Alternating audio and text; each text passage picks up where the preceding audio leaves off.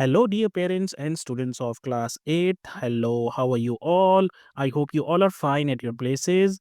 आज मैं लाया हूँ आपके लिए क्लास 8 का मैथमेटिक्स का PT2 का question paper which is going to come very soon in the month of January. So we'll not waste any more time. We'll straight away go to the question paper. Section A में 1 mark के questions आपको मिलेंगे. तो पहला है 2 more than a square number क्या होता है? तो टू मोर का मतलब हो गया आप इसमें 2 प्लस करोगे देन स्क्वायर नंबर अब यहाँ पर इन्होंने वेरिएबल जो है एस ले रखा है तो एस का स्क्वायर तो आपका जो करेक्ट ऑप्शन होना चाहिए वो होना चाहिए S square plus 2 so C is the correct answer.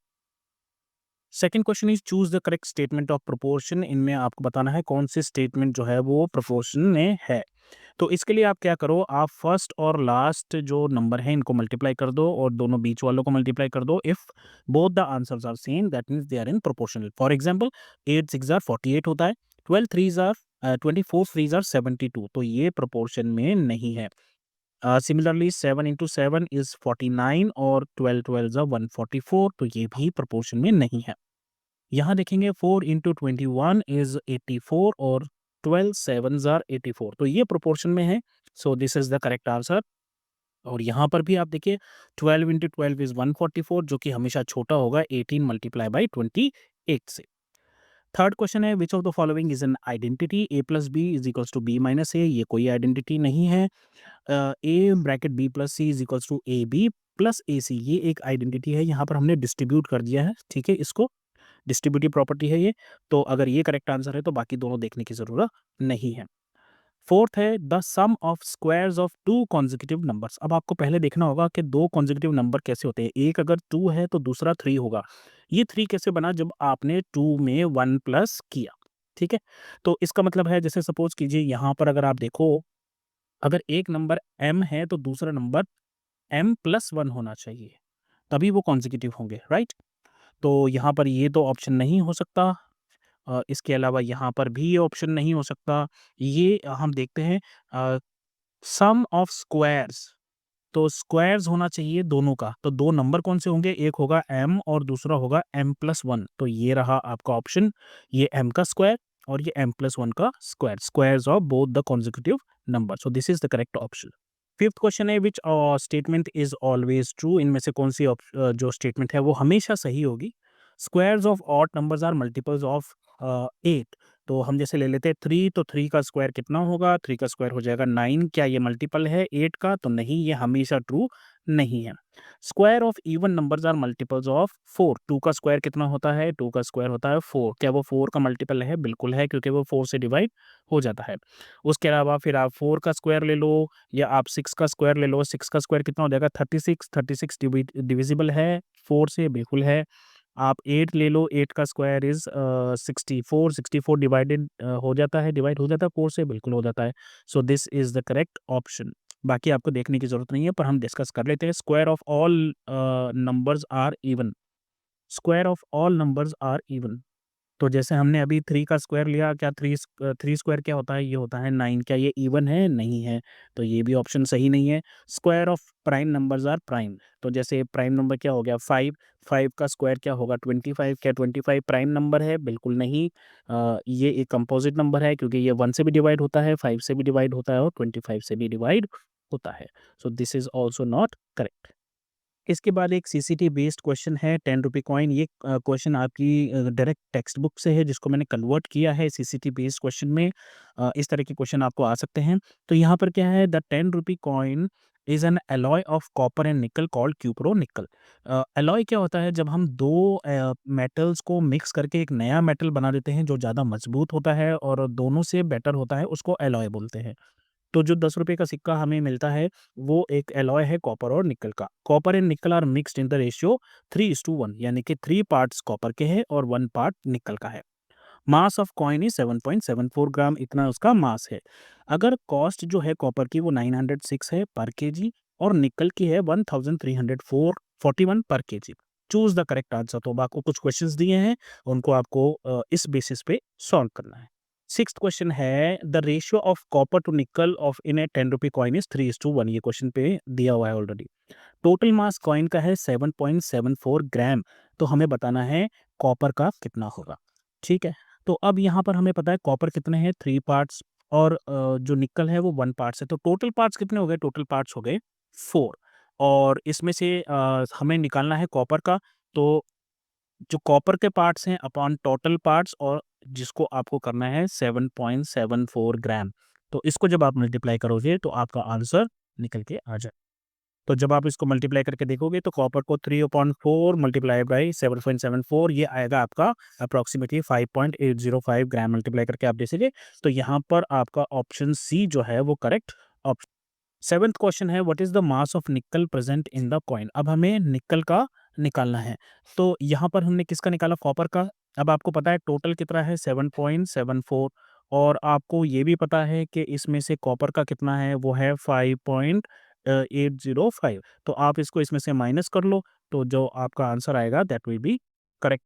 और अगर आप वैसे ही निकालना चाहते हो तो निकल क्या होगा, 1/4 डिवाइडेड बाय मल्टीप्लाई बाय 7.74, तो ये आएगा 1.935, यानी कि आपका B option is correct option.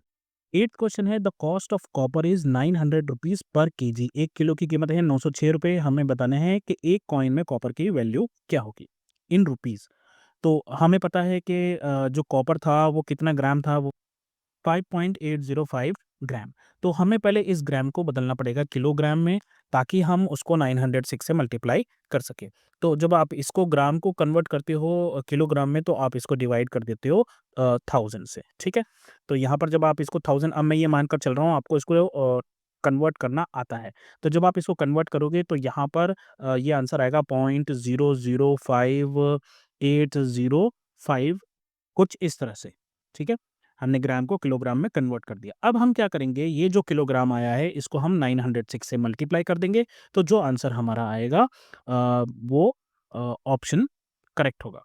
और जब आप इसको मल्टीप्लाई करके देखोगे तो आपका आंसर आएगा अप्रॉक्सीमेटली 5.26, तो यहाँ पर आपका जो ऑप्शन होगा वो आप इसको करेक्ट कर लेंगे।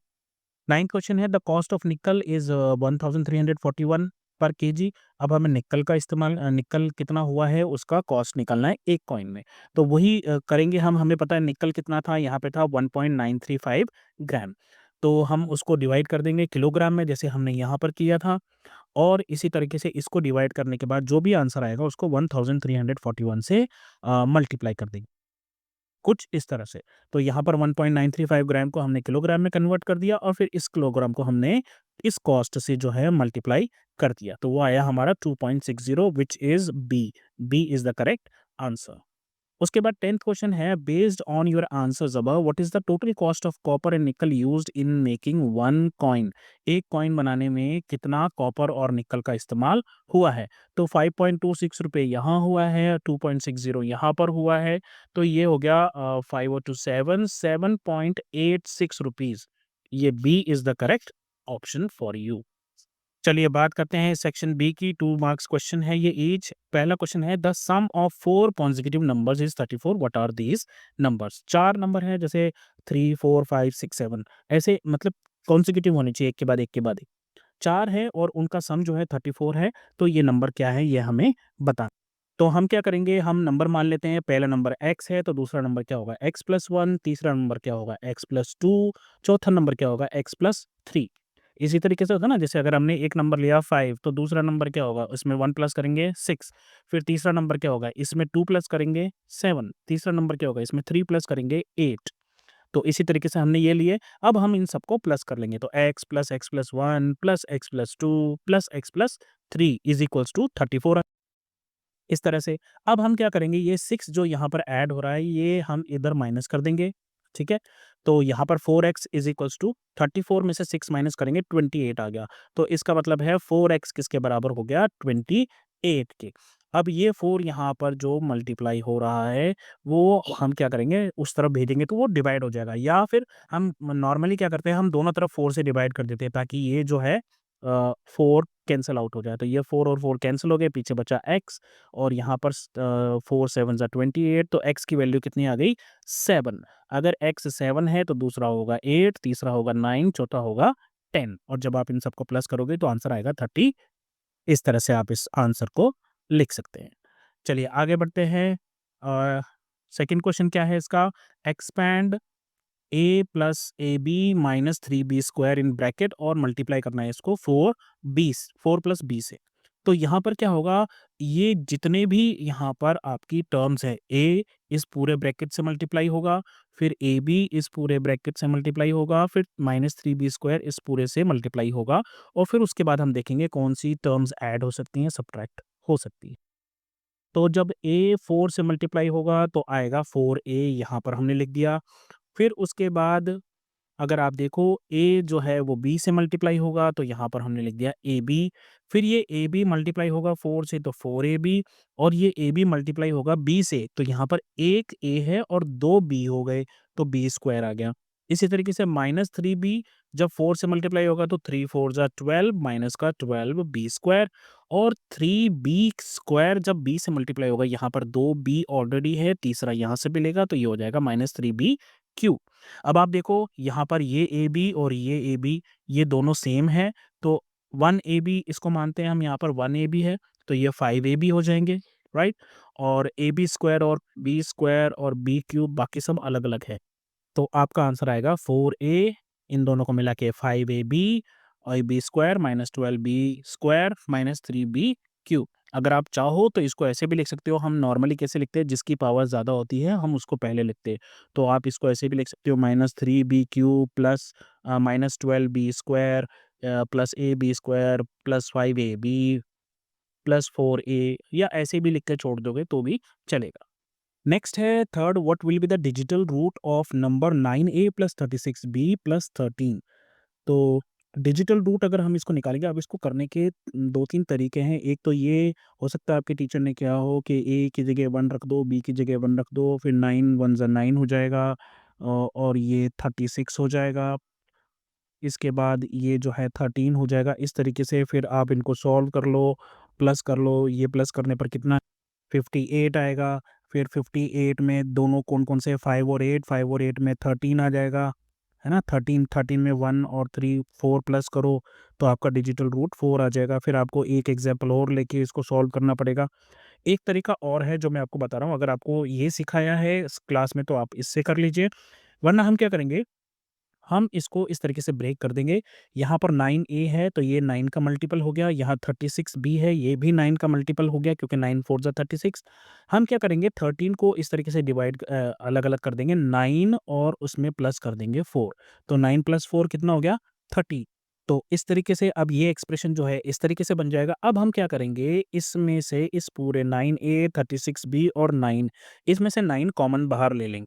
कॉमन बाहर लेते ही क्या होगा, यहाँ पर रह जाएगा a, यहाँ पर रह जाएगा 4b और यहाँ पर रह जाएगा 1, जैसे यहाँ पर रह गया, ठीक है।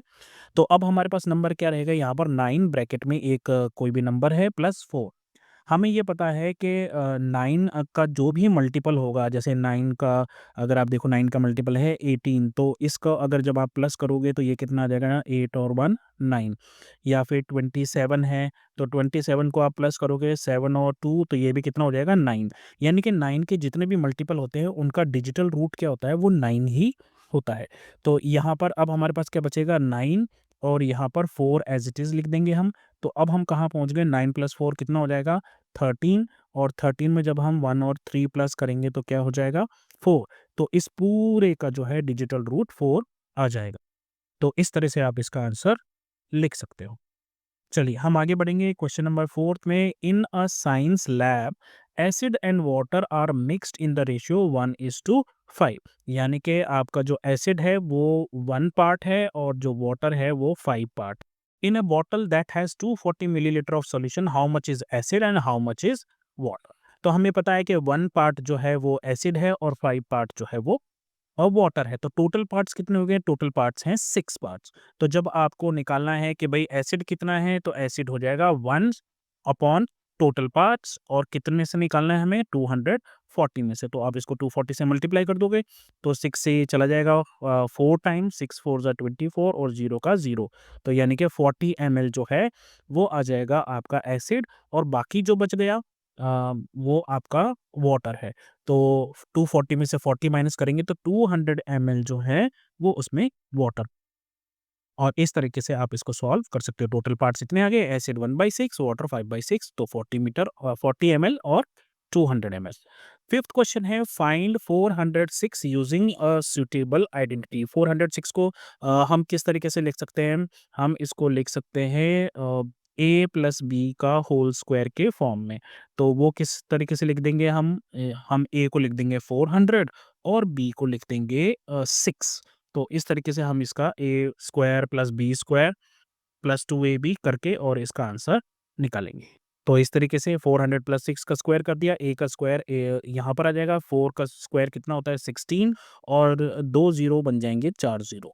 इसी तरीके से 2ab लिख दिया हमने, तो 2 4 ज़ा 8, 8 6 ज़ा 48, तो 48 यहाँ लिख दिया और 2 ज़ीरो यहाँ पर आ गए और 6 का स्क्वायर हो जाएगा 36। तो टोटल प्लस करेंगे तो यह हमारा बन जाएगा 1,64,836।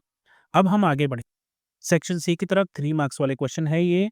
Right a 6 digit number that is divisible by 15 such that when the digits are reversed it is divisible by 6। Okay, तो पहली बात तो हमें कोई 6 डिजिट नंबर लेना है। जैसे हमने ले लिया 1 1 1 1 1 और 1, ये 6 डिजिट नंबर हो गया।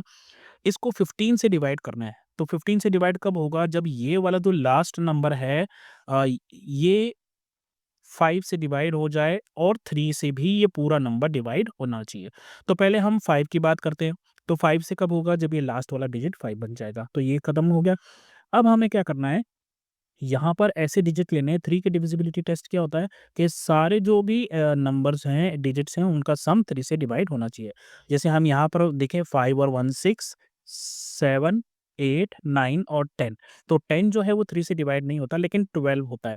तो अगर हम इसको ऐसे लिख दें, यहाँ पर इसको 2 लिख दें और यहाँ पर इसको 2 लिख दें, तो हमने क्या किया? 1 1 बढ़ा दिया। अब देखो 5 और 1 6 7 8 10 और 12। तो ये जो नंबर है ना 2 2 ट्रिपल 1 और 5, ये डिवाइड होगा 15 से। क्यों? क्योंकि ये 5 से भी डिवाइड हो रहा है और 3 से भी डिवाइड हो रहा है, तो 15 से भी होगा। अब हमें क्या दे रखा है कि इसके डिजिट को रिवर्स कर दो, यानी कि 5 जो है इधर आएगा, ठीक है? ये 1 1 1 इधर आएँगे और फिर लास्ट में 2 और 2 आएगा, इस तरह से। ये 6 से डिवाइड होना चाहिए। तो 6 का मतलब ये हो गया कि 2 से भी डिवाइड होना चाहिए और 3 से भी डिवाइड होना चाहिए।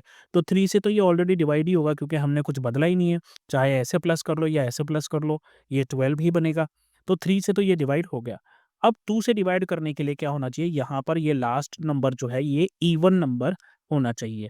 यही कारण है कि मैंने यहाँ पर 2 अलग-अलग दिए, 3 यहाँ पर एक साथ नहीं लिखा। अगर मैं 3 लिखता तो यहाँ पर 3 आ जाता और फिर वो ऑड नंबर बन जाता और ये इससे डिवाइड नहीं होता। तो ये तो मैंने आपको समझाने के लिए किया है कि हम किस तरीके से नंबर बना सकते हैं। अब मैं आपको इसका आंसर देता हूँ। तो अगर 15 से डिवाइड करना है तो 5 से डिवाइड करने के लिए 0 या 5 लास्ट में आना चाहिए और 3 से डिवाइड होने के लिए सारे डिजिट्स का सम 3 से डिवाइड होना चाहिए। तो मैंने जो यहाँ पर नंबर लिया है 2 3 4 6 1 5, जानबूझ के यहाँ पर मैंने 2 लिया है क्योंकि मेरे को डिजिट्स को रिवर्स करना है और यहाँ पर मैंने 5 लिया है क्योंकि मुझे 5 से डिवाइड करना है, 15 से डिवाइड करना है, ठीक है? अब आप यहाँ देखो ओरिजिनल नंबर क्या है? 2 3 4 6 1 5, तो ये 5 से डिवाइड हो जाता है क्योंकि एंड में क्या है? 5 है और इन सब का डिजिट्स का सम करूँगा तो वो कितना आएगा? 21। 21 डिविजिबल है 3 से, तो इसका मतलब है ये पूरा नंबर 15 से डिवाइड हो गया है। अब रिवर्स कर लेते हैं इसके डिजिट्स को, तो 5 इधर आ जाएगा, 1 इधर आ जाएगा और 2 जो है लास्ट में चला जाएगा। अब क्योंकि लास्ट में 2 है, ये इवन नंबर है, तो ये 2 से डिवाइड हो जाएगा और क्योंकि डिजिट अभी भी वही है, हमने डिजिट्स नहीं बदले, तो इसका भी सम कितना होगा? 21। तो ये 3 से भी डिवाइड होगा, यानी कि ये 6 से भी डिविजिबल हो गया। सेकंड क्वेश्चन है, a number leaves a reminder of 3 when divided by 7, यानी कि एक नंबर है जिसको हम 7 से डिवाइड करते हैं, तो हमारा रिमाइंडर यहाँ पर 3 बचता है। Another number leaves reminder of 5, एक नंबर दूसरा और है जिसको हम जब डिवाइड करते हैं 7 से, तो हमारा रिमाइंडर जो है वो 5 आता है। अब क्वेश्चन ये है व्हाट इज द रिमाइंडर? अब रिमाइंडर क्या बचेगा when their sum difference and product are divided by 7, यानी कि आपको ये 3 और ये 5 ये दोनों लेने हैं, एक बार इनका सम करना है, तो सम करेंगे तो कितना आ जाएगा? 8। तो 8 को जब हम 7 से डिवाइड करेंगे दोस्तों तो कितना आएगा रिमाइंडर? रिमाइंडर आएगा 1। तो ये वाला तो हो गया। डिफरेंस, डिफरेंस यानी कि जब हम 3 में से 5 को माइनस करेंगे, इस तरह से 3 में से 5 को माइनस करेंगे तो कितना आंसर आएगा? आंसर आएगा -2। लेकिन ये रिमाइंडर तो नेगेटिव कभी हो ही नहीं सकता। तो इसको पॉजिटिव करने के लिए, क्योंकि हम 7 के टेबल से अभी गेम खेल रहे हैं, तो हमें इसमें 7 प्लस करना पड़ेगा। तो जैसे ही हम इसमें प्लस करेंगे 7, तो कितना आएगा 5। तो जब डिफरेंस होगा तब आपका रिमाइंडर आएगा 5। तीसरा जो है वो है प्रोडक्ट। प्रोडक्ट यानी कि 3 5 ज़ार 15। 15 बन गया, तो 15 को जब हम 7 से डिवाइड करेंगे तो 7 2 ज़ार 14, तो हमारा रिमाइंडर कितना आ गया 1। तो इस केस में एडिशन में हमारा रिमाइंडर 1 आएगा, प्रोडक्ट के केस में हमारा रिमाइंडर 1 आएगा और डिफरेंस के केस में हमारा रिमाइंडर जो है वो 5 आएगा। थर्ड क्वेश्चन है blue and yellow paints are mixed in the ratio 3:5। Blue है 3 पार्ट्स, येलो है 5 parts to produce green paint. To produce 40 milliliter of green paint, how much of these two colors are needed? To make paint a lighter shade of green, I added 20 milliliter of yellow. 20 extra डाला. What is the new ratio of blue to yellow paint? और इसके साथ में एक question है, अनंत जो है mixes 600 milliliter of orange juice with 900 milliliter of apple juice to make a fruit drink.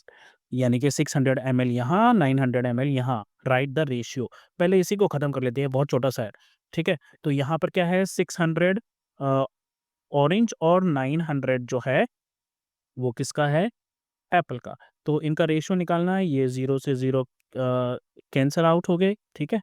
वैसे इसको लिखने के लिए हम क्या कर सकते हैं, हम इनका जो है हाईएस्ट कॉमन फैक्टर निकालेंगे। तो 6 और 3 9 किससे डिवाइड होता है, 3 से, राइट। और यहाँ पर भी 100 है, यहाँ पर भी 100 है, तो 300 से हम दोनों को डिवाइड कर देंगे। असल में ऐसा है, पर मैं आपको जो है शॉर्टकट में समझा रहा था। तो हमने क्या किया, पहले 100 और 100 को डिवाइड कर दिया, यहाँ से ये 2 0 2 0 2 0 2 0 कैंसिल। अब हम 3 से डिवाइड कर देंगे, तो 3 2 ज़ार 6 और यहाँ पर आ जाएगा 3 3 ज़ार 9। तो आपका रेशियो हो गया 2:3। तो ये अनग वाला क्वेश्चन तो यहीं पर गेम ओवर। चलिए पहले बात करते हैं ब्लू येलो 3 रेशियो 5 है, तो इनिशियल रेशियो क्या है 3:5 और टोटल कितना है 40 मिलीलीटर पेंट है। तो ब्लू कैसे निकलेगा, ब्लू निकलेगा 3 divided by total. Total parts कितने हो गए, 8 पार्ट्स। तो 3/8 और 40 मिलीलीटर की हम बात कर रहे हैं, तो ये हो जाएगा 8 1 ज़ार 8 8 5 ज़ार 14। तो 15 मिलीलीटर ब्लू हो गया, यानी कि ब्लू जो है वो 15 मिलीलीटर हो गया दोस्तों। और इसके साथ जो येलो पेंट है वो कितना हो गया, येलो पेंट हो जाएगा 40 में से 15 माइनस कर दो तो 25 मिलीलीटर। तो येलो वाला हो गया 25 और ये फर्स्ट पार्ट हमारा यहीं पर हो गया। अब सवाल ये है कि उसने 20 मिलीलीटर येलो और डाल दिया, तो पहले से ही येलो कितना है 25, इसमें इसने 20 डाल दिया, तो अब जो पेंट है वो कितना हो गया 15 मिलीलीटर, तो आपका ब्लू हो गया और 45 मिलीलीटर जो है आपका येलो हो गया, इस तरह से। अब हमें इनका रेशियो निकालना है, तो इनका रेशियो हम कैसे निकालेंगे, 5 से डिवाइड कर देते हैं इनको। वैसे तो ये 15 से होंगे, पर चलो पहले 5 से कर लेते हैं। 5 3 ज़ार 15 और 5 9 ज़ार 45। और अब ये 3 से जाएँगे तो 3 1 ज़ार 3 और 3 3 ज़ार 9।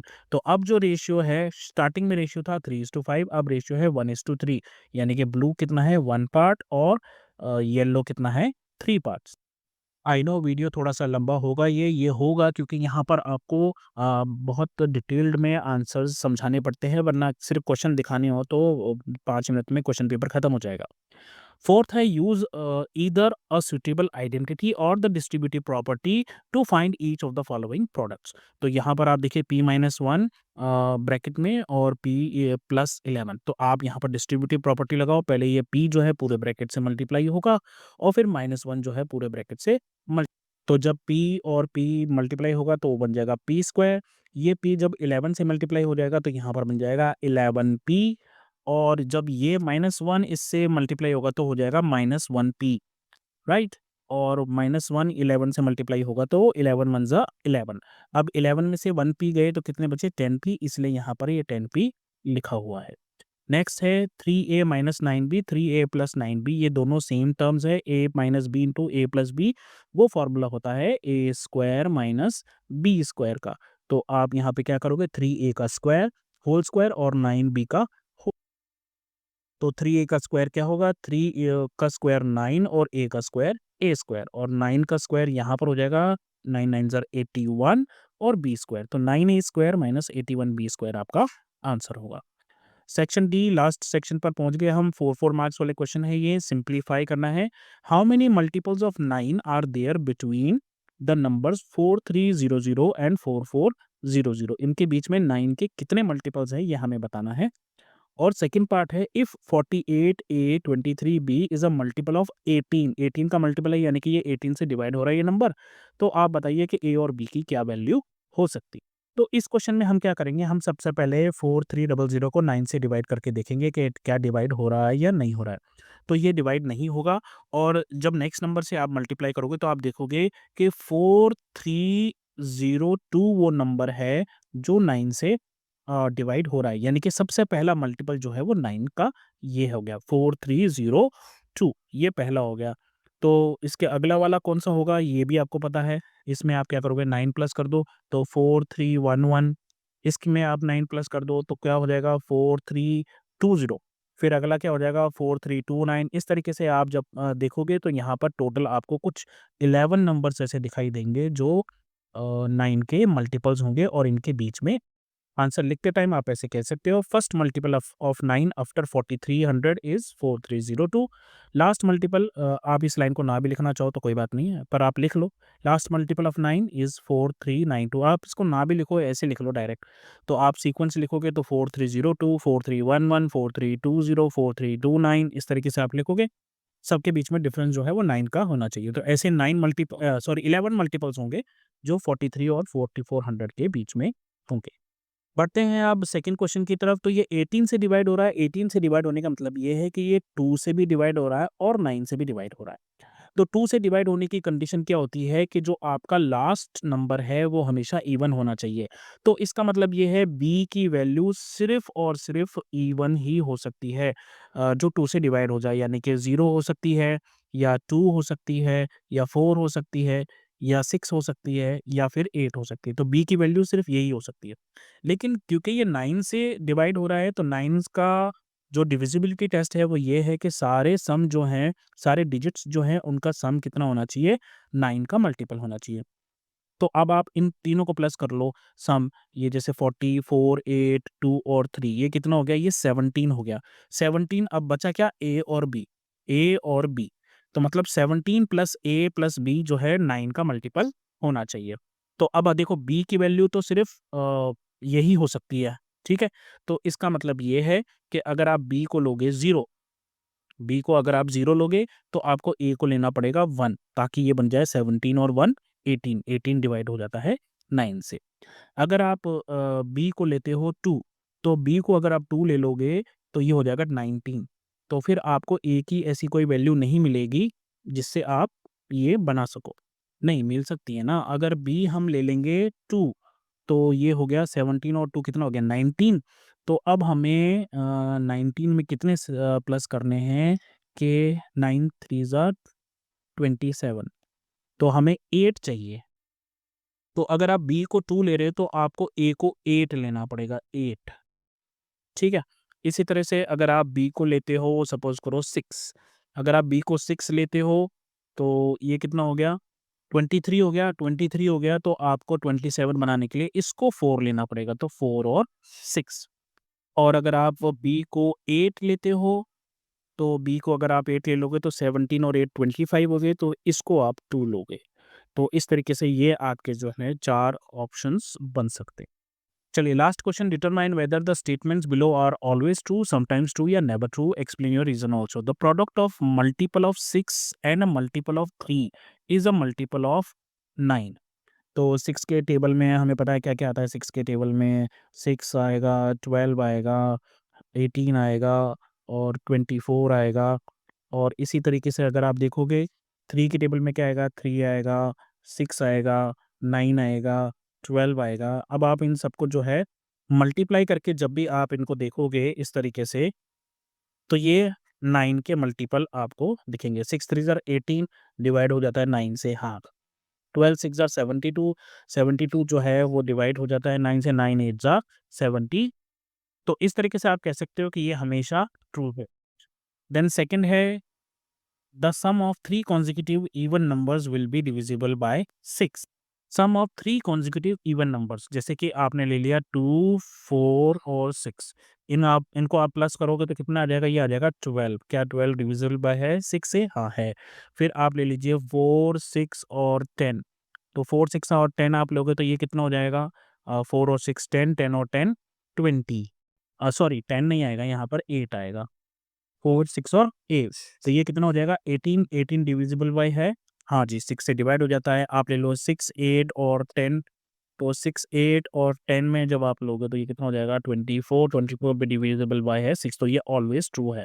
थर्ड है, if A B C D E F is multiple of 6, ये 6 का मल्टीपल है, यानी कि ये 2 से भी डिवाइड हो रहा है और 3 से भी डिवाइड हो रहा है। Then B A D C E F is multiple of 6।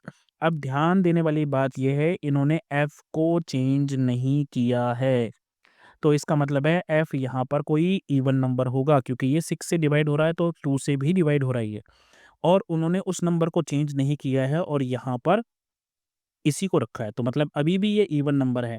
तो कोई फ़र्क नहीं पड़ता, अगर इवन नंबर इधर है और इवन नंबर इधर है तो ये दोनों 2 से डिवाइड होंगे, और अगर ये पूरा 3 से डिवाइड हो रहा है तो ये भी 3 से डिवाइड होगा, तो दिस इज़ ऑलवेज़ ट्रू। उसके बाद फोर्थ क्वेश्चन है, 8 bracket 7b minus 3 minus 4 bracket में 11b plus 1 is a multiple of 12, ये हमें बताना। तो हम पहले इसको सॉल्व कर लेते हैं। 8 7 jar 56b, 8 3 jar minus 24, minus 4 को 11 से मल्टीप्लाई किया माइनस 44b, और माइनस 4 को 1 से मल्टीप्लाई किया माइनस 4 आ गया। ठीक है, यहाँ पर आप जब हमने इसको पूरा कैलकुलेट किया तो 56 में से 44 गए तो 12b बचे, और 24 और 4 मिलकर 28 हो गए।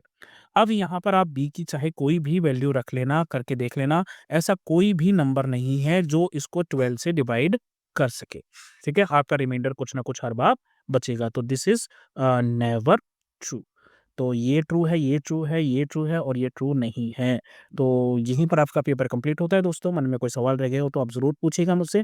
तो अभी के लिए बस इतना ही। अपना ध्यान रखें, मम्मी पापा का कहना मानिए, और जब भी कोई प्रॉब्लम हो तो नॉक कीजिए और बोलिए हेलो अध्यापक, take care, bye bye, have fun, all the very best.